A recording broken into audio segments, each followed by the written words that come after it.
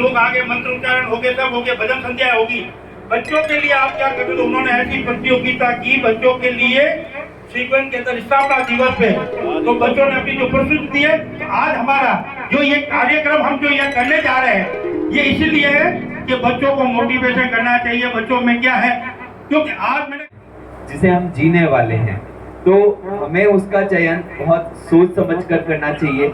हम मार्केट से कोई एक सिंपल सी वस्तु भी खरीदने जाते हैं तो आपने देखा होगा कि हम कम से कम काफी जगह पूछते हैं, अलग अलग दुकानों पे पूछते हैं। हम एक मोबाइल भी खरीदना है तो हम 4 मोबाइल की दुकान पे पूछेंगे कि इस मोबाइल के फीचर कैसे हैं, इस मोबाइल की रेट क्या है, कंपेरेटिवली वहाँ कैसा मिल रहा है। तो हम अलग अलग प्रकार की जांच पड़ताल करते हैं, फिर जाके हम कहीं एक डिसीजन लेते हैं कि हमें ये मोबाइल लेना है।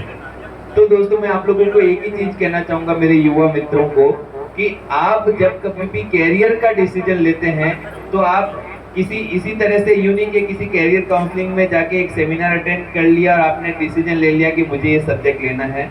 आप उसे एक कोचिंग के रूप में लें। कोचिंग में ऐसा हो सकता है कि आपको अलग अलग कोच से उसमें राय लेनी हो। कहीं पर भी कोई भी चीज फ्री में है, चाहे वो मोबाइल की सेवा है या कोई कहीं पर भी, अगर आप में योग्यता है, आप में क्षमता है, तो उसका पूरा भुगतान करें, चाहे वो समाज के।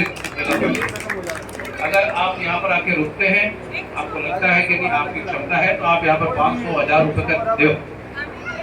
अगर आपकी 500 की क्षमता नहीं है, 50 की, तो 50 की क्षमता दो, 10 रुपए के दो, देने की ताकत रखो। सिर्फ हमारे संपूर्ण समाज को एक दिशा में ले जाने के लिए अपने मन में समर्पण की भावना को लेकर के निकले हुए श्री सत्यनारायण जी घायराव, सत्यनारायण जी चेन्नई, छगन जी, जयंतीलाल जी और आज के हमारे विजयनाथ के मुख्य वक्ता के रूप में श्री चक्रवर्ती जी बीकानेर से जो आए हैं। हम सभी का एक ही चिंतन होता है कि समाज की नई पीढ़ी कैसे आगे बढ़े।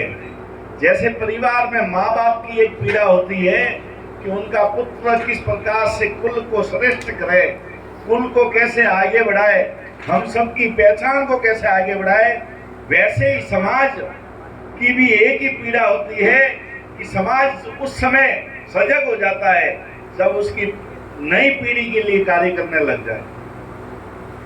आपने परिवार के अंदर यदि पुरुषार्थ से कमाया हुआ पैसा यदि आपने अपने बच्चों के संस्कार के लिए लगा दिया, आपने अपने बच्चों के उद्घाटन के लिए लगा दिया, बच्चों के उद्धार के लिए लगा दिया, बच्चे क्या करेंगे उसके लिए लगा दिया, आपने 10 साल मकान नहीं बनाया वो चलेगा, आपने कुछ महंगे कपड़े नहीं खरीदे वो चलेगा, आपने सुख सुविधा का भोग नहीं किया वो चलेगा।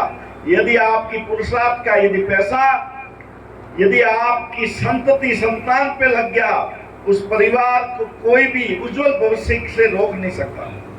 ऐसी खर्चा आएगा वो आएगा, उसका कहाँ आदर हो रहा है? कहीं नहीं होता। प्रकाश बिजली लगाते तो सोचते कितने वोल्ट का बल्ब लगाना है, बिल आ जाएगा। सूर्य का कितना प्रकाश मिलता है, हम उनका आदर नहीं करते जो प्रकृति द्वारा दे। भगवान कृष्ण ने भी यही कहा था सुदामा को, जो देगा उसको मैं देता हूं। तो कृष्ण ने सुदामा को 2 लोग का राज दिया, उस समय दिया जब चावल की पोट की थी। तो इस तरह से जो देता है उसको भगवान भी देता है। बहुत अच्छे विचार रखे आपने।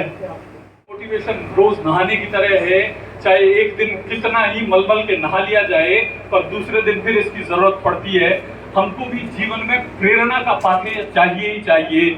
इसीलिए संत जन होते हैं, इसीलिए गुणी जन होते हैं, इसीलिए विद्वान जन होते हैं। और इसीलिए कई लोग वो होते हैं जो संत नहीं हो, गुणी भी नहीं हो, विद्वान भी नहीं हो, पर उनको अनुभव सिद्ध लोग होते हैं, जिनके पास अनुभव की पूंजी होती है, जिनके पास अनुभव रूपी एक ऐसा शस्त्र होता है जो अज्ञान को काटता है, और जो अज्ञान को काटता है वो प्रकाश को फैलाता है। और हम प्रकाश की तरफ यात्रा करने वाले लोग हैं। शिवालिक ब्राह्मण विशेषता ही यही है।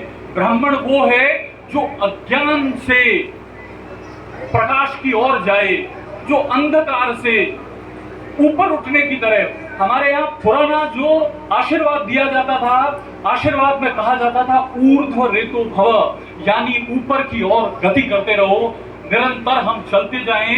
भगवान श्री कृष्ण ने गीता में कहा अभ्यास में तो कौन्तेय वैराग्येण च गृह्यते, अगर अभ्यास करते हो तो हे कौन्तेय वैराग्य तक की प्राप्ति हो सकती है। तो फिर ऐसा क्या है जिसको हम हासिल नहीं कर सकते? आप लोगों को बताना इसलिए मुश्किल है कि मेरी दादी जी मेरे पिताजी को कहा करती थी, जब उनसे कोई बात करते कहीं और कहते तो वो कहते कि महादेव जी ने मंत्र पूर्ण देवे।